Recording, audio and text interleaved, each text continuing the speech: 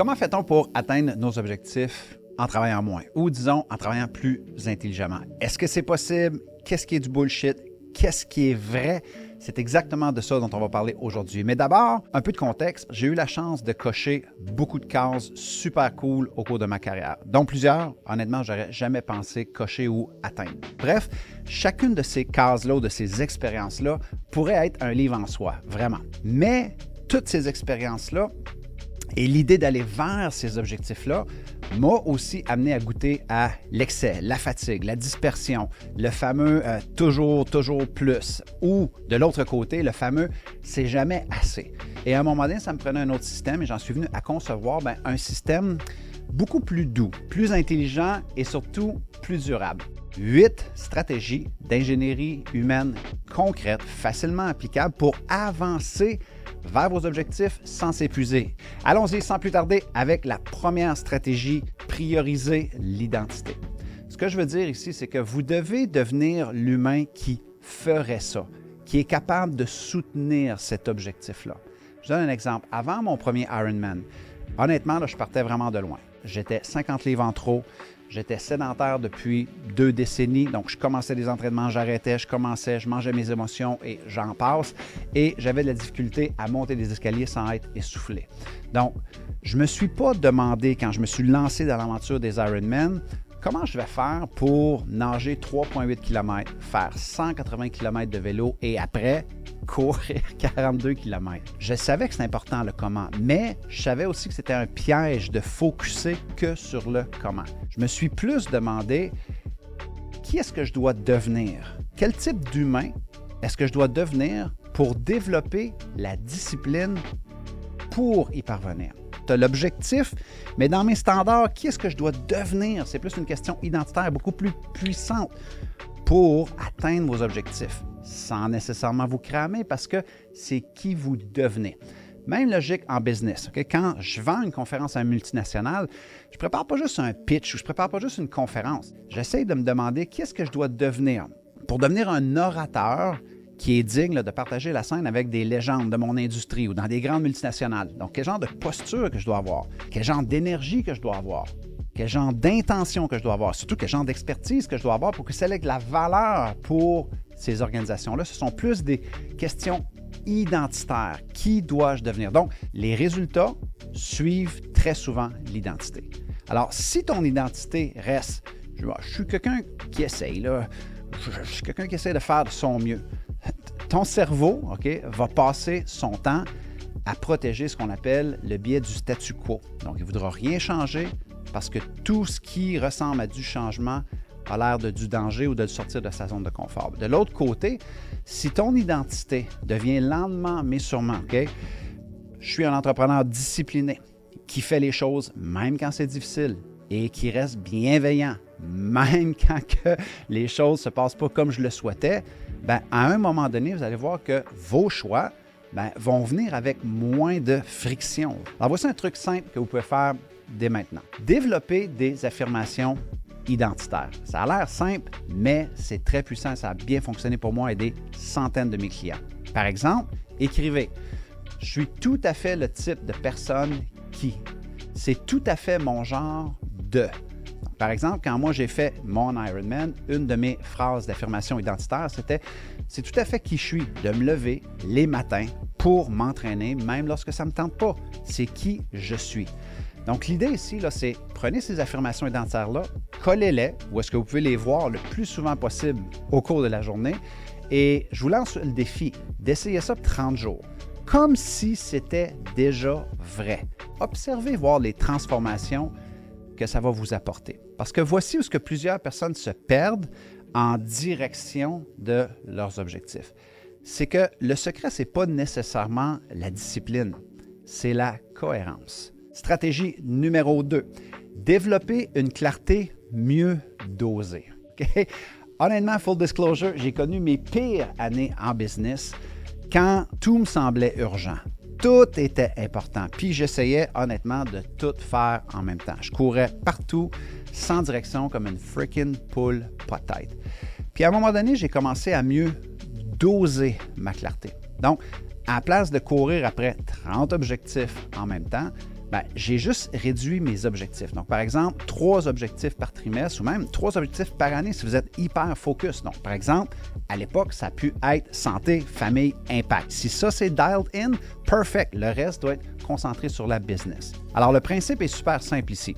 La clarté, c'est un acte de courage. Et avec mes clients, j'aime beaucoup parler de retour sur énergie.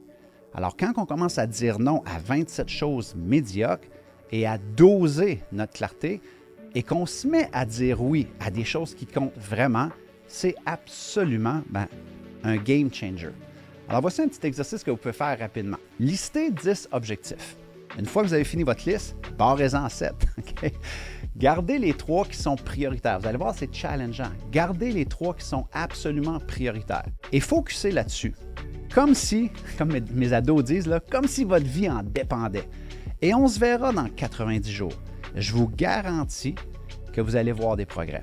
Donc, la chose à comprendre ici, et où est-ce qu'on se perd énormément dans la poursuite de des objectifs, c'est qu'on n'a pas besoin de plus de buts. On a juste besoin d'apprendre à mieux doser la durée. Je pense que c'est le grand conférencier américain Anthony Robbins qui disait la majorité des gens surestiment ce qu'ils peuvent accomplir en 1 an, mais ils sous-estiment ce qu'ils peuvent accomplir en 5 ou en 10 ans. Il y a énormément de vérité là-dedans et ça revient à mon point d'apprendre à doser sa clarté.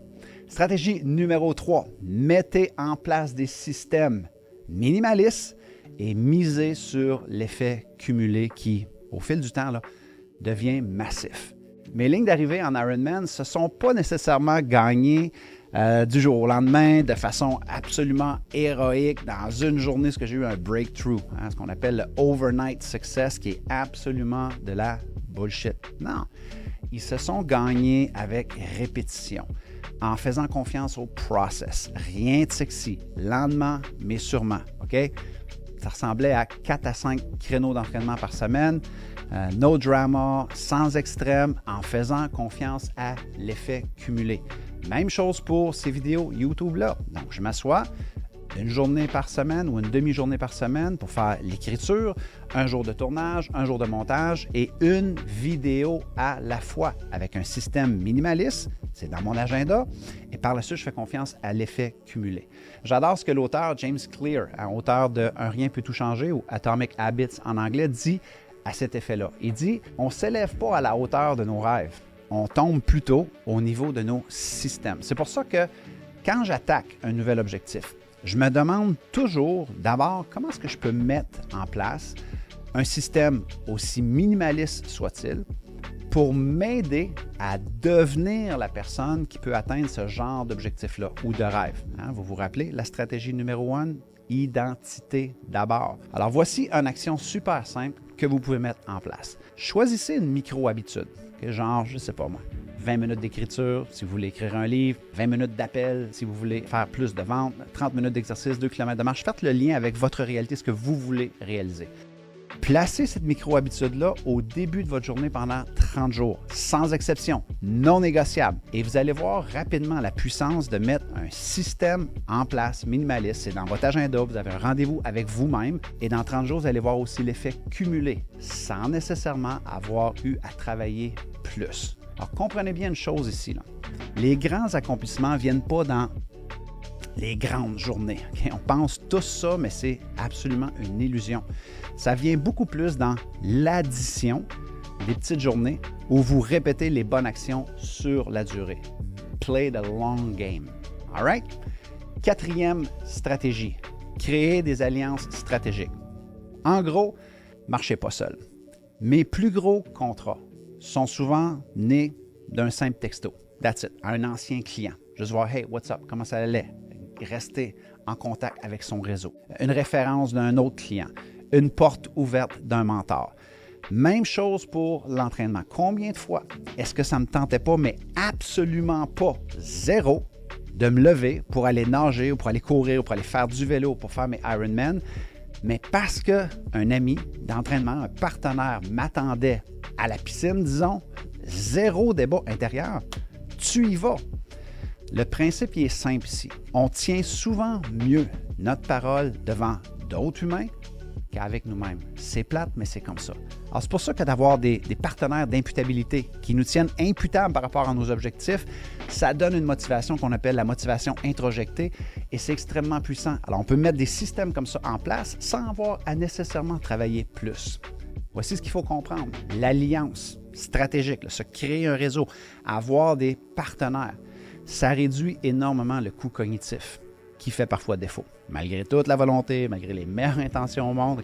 Et quand on comprend ça, bien, on a moins besoin de la fameuse motivation, parce que tu commences simplement à honorer tes rendez-vous. That's it, that's all.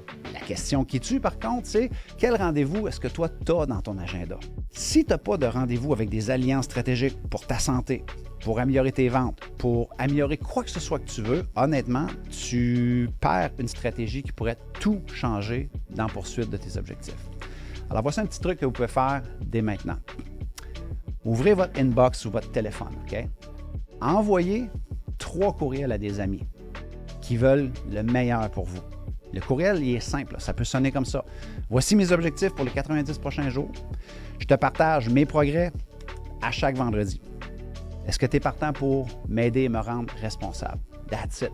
Peu importe c'est quoi votre objectif, ça peut être santé, financier, au niveau des ventes, au niveau d'une restructuration, au niveau personnel, peu importe ce que c'est. You pick, be my guest. Donc, gardez ça en tête. Le secret de la constance, il y a plusieurs personnes qui pensent que c'est la volonté, la discipline à côté au tapis. Personnellement, moi, ce qui a tout changé, c'est la tribu, la communauté, l'environnement. Donc, les alliances stratégiques. Marchez pas seul. 5e stratégie, moins de gestion de temps, plus de gestion d'énergie. Il y a une période de ma carrière où je confondais absolument être productif dans ma tête et toujours me vider. Pour moi, là, me vider, ça, c'est être productif. My God, que je faisais fausse route. Je travaillais souvent jusqu'à minuit, je devenais absolument irritable, moins patient, puis pire encore, je finissais par me convaincre que c'était ça, le chemin de la réussite. Avec le temps, j'ai compris que à la hauteur de ce que l'on veut performer dans la vie, bien, il faut aussi apprendre à se ressourcer à la même hauteur, comme un athlète de haut niveau.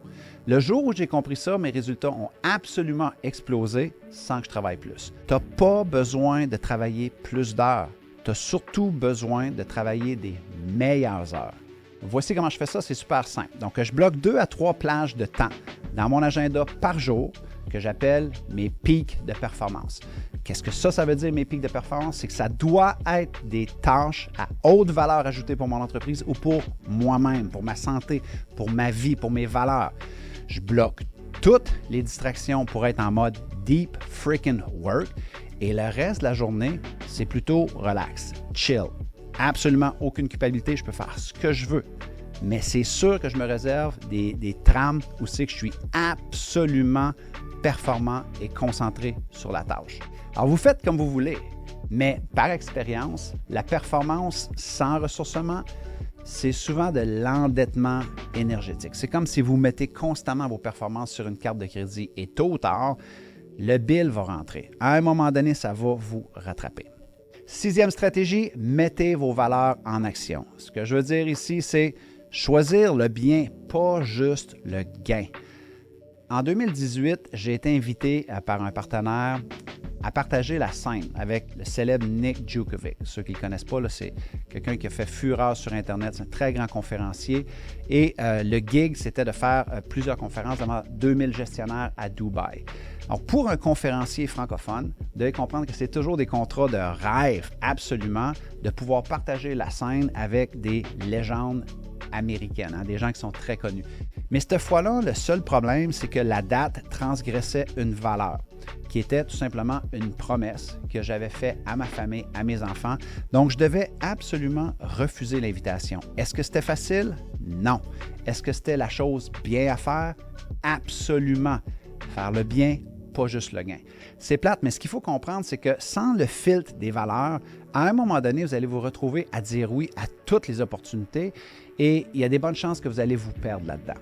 Alors, le principe est super simple ici. Vos valeurs sont un peu comme un filtre additionnel, on va dire, un genre de layer additionnel qui vous permet de garder le sens au centre de vos objectifs.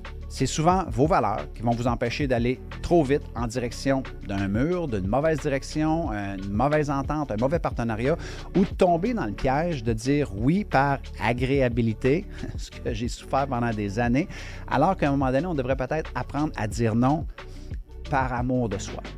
Alors, petit exercice que vous pouvez faire rapidement. Écrivez 3 valeurs non négociables pour vous. Et pour chaque projet que vous allez avoir dans les 30 prochains jours, demandez-vous la question suivante. Est-ce que ce projet-là honore mes 3 valeurs? Si c'est un non, vous avez votre réponse. C'est non.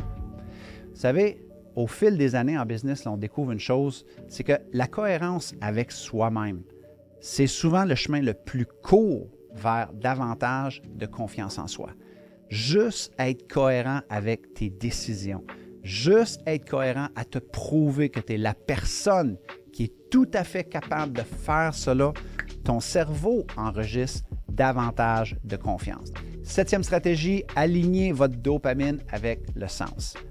Personnellement, c'est une des meilleures stratégies que j'ai trouvées pour performer sur la durée. Alors, j'ai longtemps vécu en mode performer, atteindre, enchaîner les projets et finalement, je finissais par m'épuiser. Rinse and repeat, là, constamment ce cycle-là. Performer, atteindre, enchaîner les projets et je finissais par m'épuiser. Aujourd'hui, juste avant de poursuivre les objectifs, la seule différence que je fais, c'est que j'essaie de l'aligner avec une récompense qui fait du sens pour moi. Par exemple, si j'arrive à publier 2 vidéos, je vais nous payer un bon souper de famille parce que la famille, c'est une valeur importante pour moi. Ça a du sens. Si je fais 12 semaines d'entraînement, je vais me payer un petit week-end en famille, un petit voyage, en motorisé, en camping, avec les enfants, avec ma femme. Si je fais un excellent trimestre financier, un voyage dans le sud avec la famille, ce sont des choses qui font sens pour moi. Mais pendant longtemps, je n'ai qu'accumulé, performé, enchaîné sans l'attacher à une récompense dopaminergique qui faisait sens pour moi, qui me faisait vraiment plaisir. Parce qu'en cours de route, quand ça devient difficile, c'est le fun de se rappeler aussi pourquoi on le fait. Ça met du sens dans votre quête.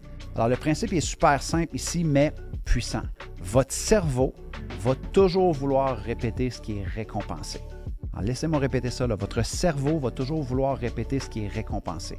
La question maintenant, c'est quelles sont les récompenses qui font sens pour vous? Voici comment vous pouvez intégrer ça facilement dans vos objectifs. Pour les 90 prochains jours, définissez 3 indicateurs de performance, okay? Genre des paliers à atteindre.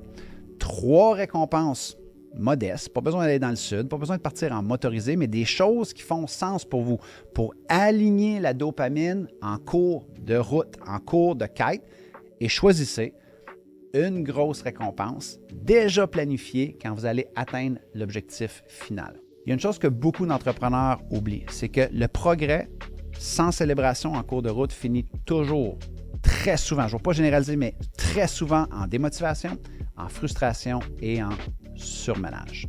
8e stratégie, gardez un œil sur votre tableau de bord. Le nombre d'entrepreneurs que j'ai vus se fixer des objectifs, une vision et ne plus jamais le regarder, je vous garantis qu'à un moment donné, ils n'ont plus l'œil, ça aballe. Okay? La motivation part, le sens part, le big why sort de la fenêtre assez rapidement. Pourquoi? Parce que les plans qu'on ne revoit jamais deviennent juste des freaking illusions. That's it, that's all. Personnellement, je relis mes objectifs, ma vision, plusieurs fois par semaine, que ce soit avant de m'entraîner. Je les ai sur mon cellulaire. Donc, quand je suis en déplacement, dans un taxi, en avion, je vais les relire, je vais les revoir, j'ajuste, j'adapte, je millimètre, je me demande où est-ce que je suis rendu. Dans mon bureau, ici, j'ai mes objectifs juste là. Donc, j'essaie de les relire et de les revoir, de me les répéter constamment. C'est rien de long, mais juste assez pour garder mon œil on the target, garder mon œil sur la cible. Rappeler à mon cerveau ce qui doit être priorisé right freaking now. Regardez la publicité, comment ça fonctionne. Okay? Ça fonctionne par répétition, émotion. Ils nous font ressentir de quoi? Ils répètent le message, ils nous font vivre une expérience. Pourquoi est-ce que nous, par rapport à ce qu'on désire le plus dans la vie, on ne se répète pas ce qu'on veut et on ne se remet pas en état de faire comme si on l'avait atteint ou on ne se questionne pas sur qu'est-ce que je peux faire de plus right now pour atteindre ça? C'est fou. Le principe est super simple ici. Ce qui est revisité, visualisé, répété, finit par s'incarner, finit par s'ancrer. Puis en plus, ça permet d'ajuster la trajectoire en cours de route aussi souvent qu'on en a besoin pour maintenir le cap vers ce que vous voulez. Alors, pour intégrer ça, petite stratégie super simple. Choisissez 3 déclencheurs. Okay? Que ça veut dire un déclencheur, c'est des moments qui, pour vous, vous le savez, vous les répétez constamment. Que ce soit un café le matin, avant de conduire, avant d'entrer dans le gym, la fin d'une journée quand vous relaxez, vos triggers à vous. Et à plusieurs reprises par semaine, relisez tout simplement vos objectifs et répétez-vous. Est-ce que je suis en train de faire des actions nécessaires pour atteindre ces objectifs-là? Devenir la personne qui va être capable de soutenir ces objectifs-là parce que c'est tout à fait qui je suis. Vous vous rappelez la stratégie numéro 1 sur l'identité. Voici ce que beaucoup de personnes oublient. L'excellence, c'est pas une ligne droite. Je sais qu'il y a beaucoup de personnes qui essaient de vendre des méthodes, des recettes, des stratégies, des shortcuts, des freaking hacks, bullshit. L'excellence, c'est pas une ligne droite. C'est une suite de petits réajustements bienveillants en cours de route, en y mettant le temps et en y mettant les efforts. Mais c'est beaucoup plus comme ça. C'est une multitude d'ajustements. All right. 9e stratégie, pratiquer la bienveillance radicale. J'ai manqué des entraînements à plein de reprises. J'ai oublié de faire des suivis. J'ai déçu des gens. J'ai mangé trop de chips. J'ai bu trop de scotch. Okay? Yeah, on n'est pas des robots. Le piège, par contre, c'est la honte et la culpabilité qui vient avec ça, surtout dans le monde du développement personnel. Et là, à un moment donné, parce qu'on a manqué un entraînement, parce qu'on a manqué un repas dans une méthode qu'on essayait de suivre, on commence à croire qu'on est une moins bonne personne parce que X, Y, Z n'a pas été fait comme on le voulait, comme on le souhaitait ou n'a pas été atteint. Les amis, il faut faire attention avec ça. Vous allez absolument vous brûler. La solution, du moins ce qui fonctionne pour moi, et la littérature scientifique aussi est quand même assez claire là-dessus, bienveillance radicale ou ce qu'on peut appeler aussi autocompassion. Le principe est super simple ici. C'est pas que vous allez échouer, c'est pas que vous allez manquer ou que vous n'allez pas atteindre des objectifs. Ça va arriver, OK? Le problème, c'est le drame intérieur qui vient souvent avec on est tellement dur avec soi-même. Guys, give yourself a freaking break. Pour intégrer ça, super simple. Quand ça ne se passe pas comme vous le souhaitez, dites-vous simplement la phrase qui suit. Je ne suis pas l'atteinte ou la non-atteinte de mes objectifs. Je suis beaucoup plus que ça. Donnez-vous un freaking break. Arrêtez de vous juger, de vous comparer. Et le lendemain, reprenez vos bonnes habitudes. That's it, that's all. Fin de l'histoire. La bienveillance, là, c'est pas une faiblesse. Il faut arrêter avec ça, là. C'est une très grande force, surtout envers soi-même. C'est la capacité, à mon avis, de revenir, de rechoisir les journées où ça ne s'est pas passé comme on l'avait planifié. Donc, si vous voulez atteindre vos objectifs en travaillant moins ou plus intelligemment, pas besoin de vous transformer en héros. Arrêtez avec ça. Juste besoin d'un écosystème qui est beaucoup plus humain. Et c'est là que la game se joue. Et c'est difficile à faire si on n'a pas un écosystème humain et un peu d'ingénierie humaine pour mettre du sens dans la poursuite de nos objectifs. Et c'est ce que je vous souhaite, du sens dans la quête de vos objectifs. Alors voilà les amis, j'ai hâte de vous lire en commentaire laquelle de ces 8 stratégies en ingénierie humaine vous parle le plus ou que vous avez peut-être le plus besoin d'intégrer présentement. Si vous n'êtes pas encore membre de la chaîne YouTube, simplement cliquez sur la petite cloche et dès que je libère une prochaine vidéo, vous serez les premières personnes informées. Jusqu'à notre prochaine communication, c'était votre ami Martin qui vous dit bye tout le monde.